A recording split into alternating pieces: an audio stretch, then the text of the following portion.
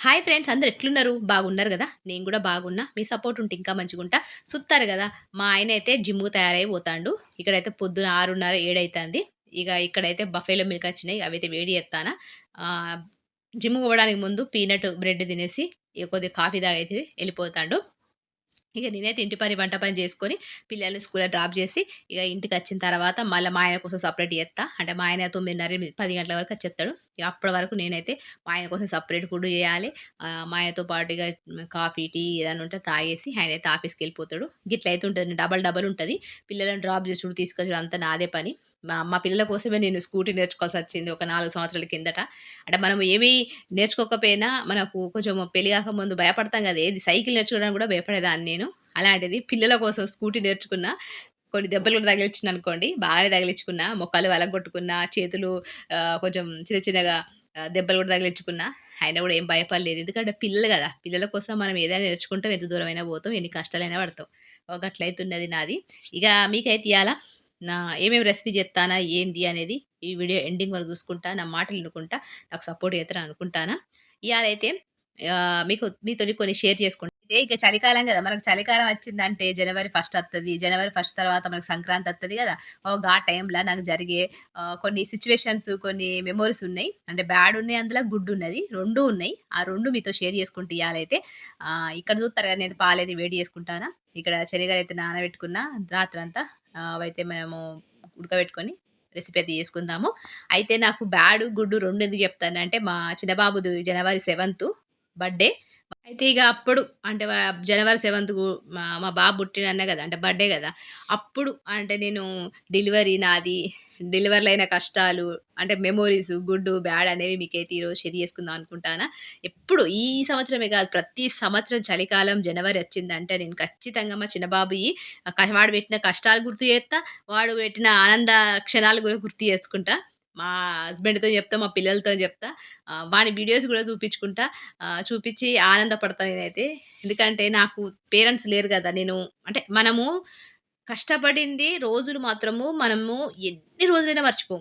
ఆనంద క్షణాలు మర్చిపోతాం గావచ్చు. ఎప్పుడన్నా ఒక్కసారన్నా మర్చిపోతాం గావచ్చు గానీ, కష్టపడతాం గదా! కష్టపడిన రోజులు మాత్రము అస్సలు ఏ రోజు మర్చిపోము.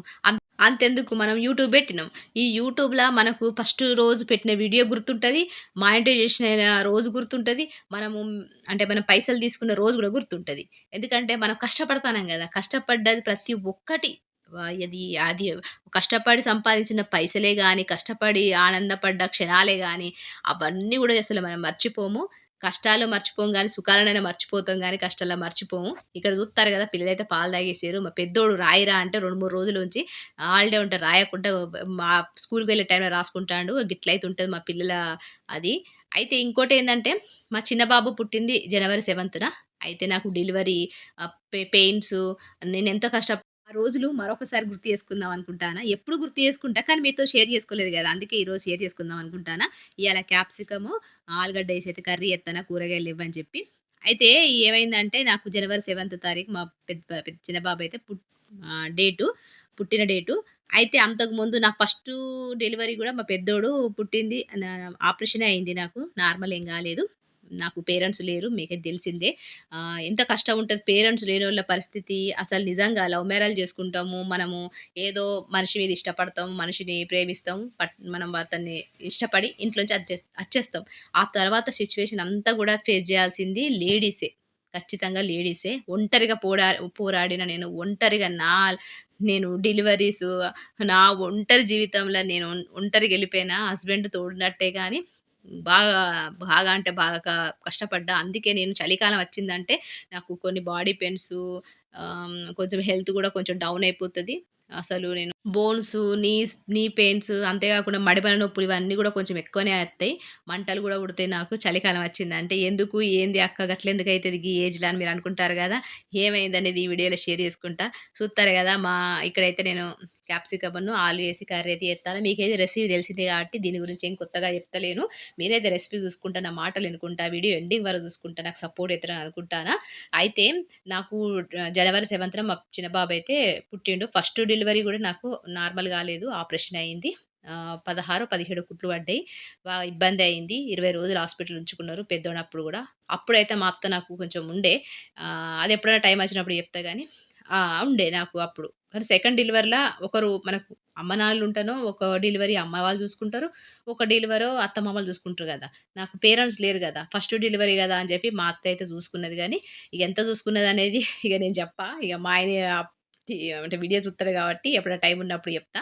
సెకండ్ డెలివరీకొచ్చేసరికి ఇగ మాకు అమ్మ నాన్నలు చూసుకోవాలి గదా! నాకు పేరెంట్స్ లేరు కాబట్టి, ఇగ మా అమ్మ నాన్నలు లేరు గాబట్టి, మా ఆయననే చూసుకున్నాడు. అంటే మేము హైదరాబాద్‌లో ఇగ ఇంట్ల ఎవ్వరు చూసుకునేటోళ్ళు లేరు. ఎవరు ఫోను చేసేది లేదు. ఎవరచ్చింది లేదు. నాకెవ్వరు చేసింది లేదు.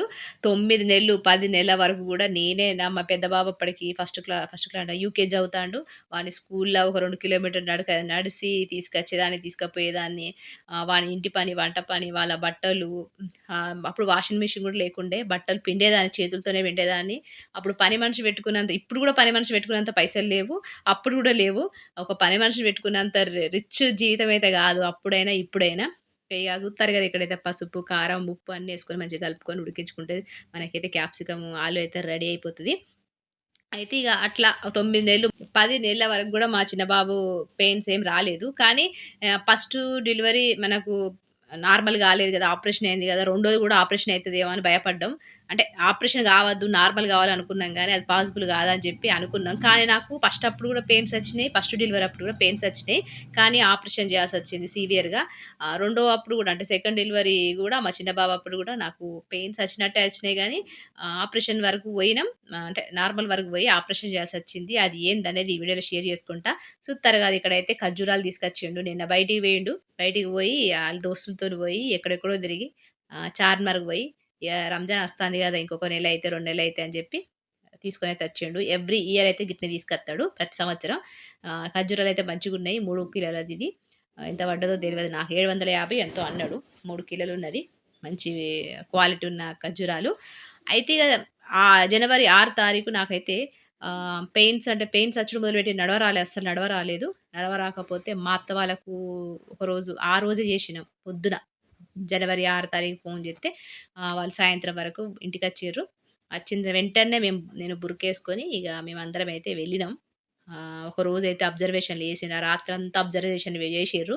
పెట్టిర్రు. మళ్ళ పెయిన్స్ అత్తే చూద్దామని జెప్పి. చూత్తారు గదా! ఖర్జూరం అయితే మెత్తగున్నది.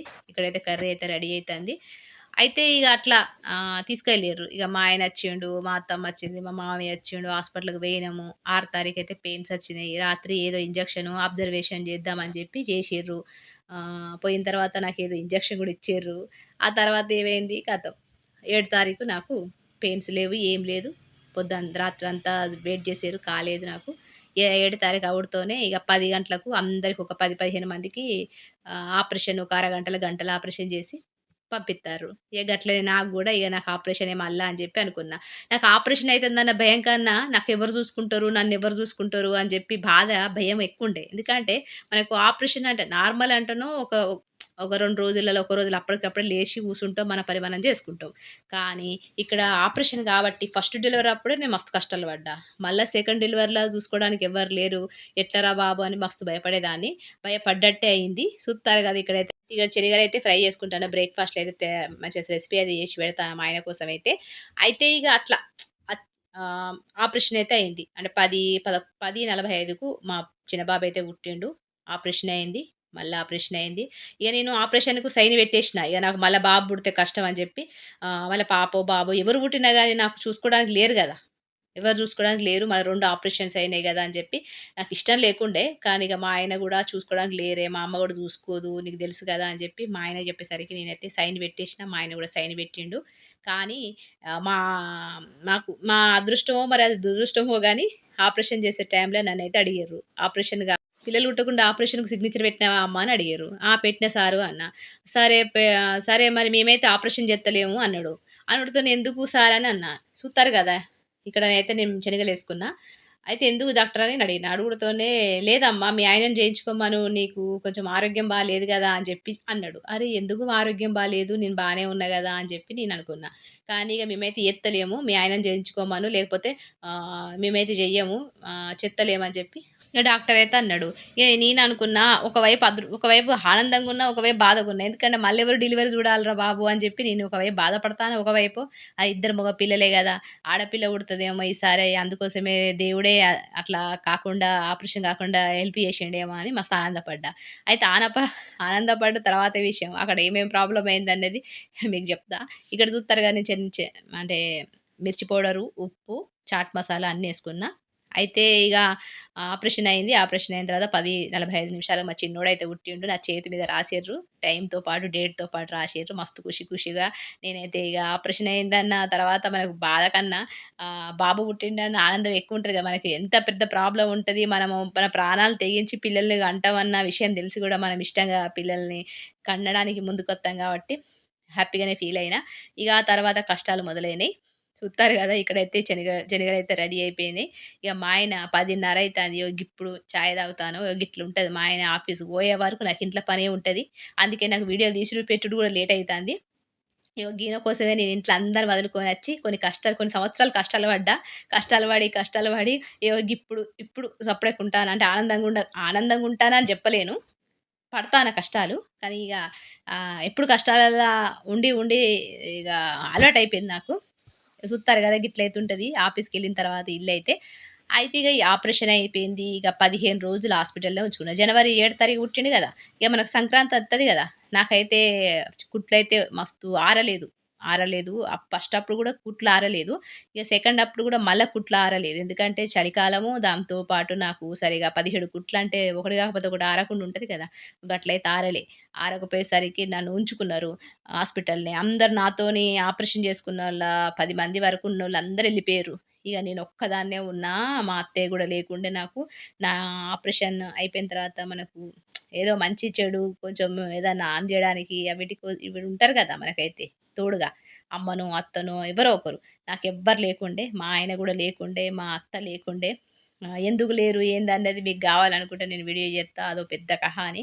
నిజంగా మన అమ్మ, నాన్న లేకపోతే అత్తుంటే ఎన్ని కష్టాలుంటాయో అసలు నిజంగా లవ్ మ్యారేజ్ చేసుకున్నోళ్ళకు బాగా కష్టాలుంటాయి. నా అసంటోళ్ళకైతే కష్టాలుంటాయి. అయితే ఇగ 15 రోజులు నేనే ఉన్నా.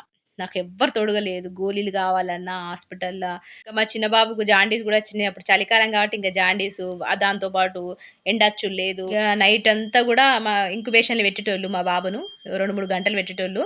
ఇగ అప్పటి వరకు నేను అక్కడనే వేడి చేసేదాన్ని. 1 కిలో, 2 కిలోమీటర్లు హాస్పిటల్ అంటే ఎంత పెద్దగుంటదో మీకు తెలిసిందే గదా! ఇగ అక్కడి నుంచి ఇక్కడికి ఆపరేషన్ చేసుకొని నడుచుకుంటా పోయేదాన్ని. అంటే డెలివరీ అయిన 2 రోజుల నుంచే స్టార్ట్ అయ్యేది నాకు. ఇగ ఇవన్నీ చేసేదాన్ని నేను. మా ఆయన చూసుకోలేదా అంటే చూసుకున్నాడు. కానీ మా పెద్ద బాబు ఉండే గదా! మా పెద్ద బాబుని మా అత్తయ్య వాళ్ళు మా మా ఇంట్లోనే చూసుకునేది. మా అత్త నా దగ్గర లేకుండే. నేనే పేషెంట్‌ను. నాకు నేనే హెల్ప్ చేసుకునేదాన్ని. ఎవ్వరు చూసుకునేటోళ్ళు కాదు. ఇగ ఆళ్ళీళ్ళు అడిగేటోళ్ళు, "ఏమైందమ్మా నీ దగ్గర ఎవ్వరు లేరా?" అని అడిగేటోళ్ళు. ఇగ నేనైతే ఏం చెప్పేదాన్ని గాదు. ఇగ అట్లయితున్నది. ఇగ మా ఆయనైతే మా పెద్దోడున్నాడు కాబట్టి వాళ్ళ అమ్మున్నది కాబట్టి వాళ్ళకు వాళ్ళని చూసుకునేటోడు. ఇగ లోపలికైతే రానిచ్చేటోళ్ళు గాదు. ఎందుకంటే లేడీస్ అందరూ గూడా ఫీడింగ్ ఇవ్వడం అవన్నీ ఉంటాయి కాబట్టి జెంట్స్‌నైతే అలౌడ్ చేసేది ఉండకపోయేది. అందుకే మా ఆయన వచ్చేటోడు గాదు. అంటే అచ్చి ఒక టైమ్ ఉంటది. ఒక టైమ్‌లో అచ్చి చూసి ఏదైనా గావాలంటే ఇచ్చిపోయేటోడు గంతే. ఇగ మొత్తం నేనే చూసుకునేదాన్ని. ఇగ గట్లయితే 17 రోజులైతే హాస్పిటల్‌లో ఉన్నా. సంక్రాంతి తర్వాత 17 తారీఖు జనవరి 17 తారీఖు ఇంటికైతే డిశ్చార్జ్ అయ్యి అచ్చిన. ఇగ అచ్చిన తర్వాత ఇగ ఫస్ట్ డెలివరీ అప్పుడు నేనే మా పెద్ద బాబుకు కొంచెం కొంచెం స్నానం జేపిచ్చేదాన్ని. ఇగ సెకండ్ డెలివరీ అయితే మా అత్తయ్య "నీకు ఫస్ట్ డెలివరీలో నీకు స్నానం జేపిచ్చుడు తెలుసు గదా! నేర్పించినా గదా! ఇగ నువ్వు చిన్న బాబు నీ కొడుకు గూడా నువ్వే స్నానం జేపిచ్చుకో" అని జెప్పి మా అత్తయ్య అయితే ఇగ ఎళ్ళిపోయింది. హాస్పిటల్ అప్పుడు ఉండలేదు.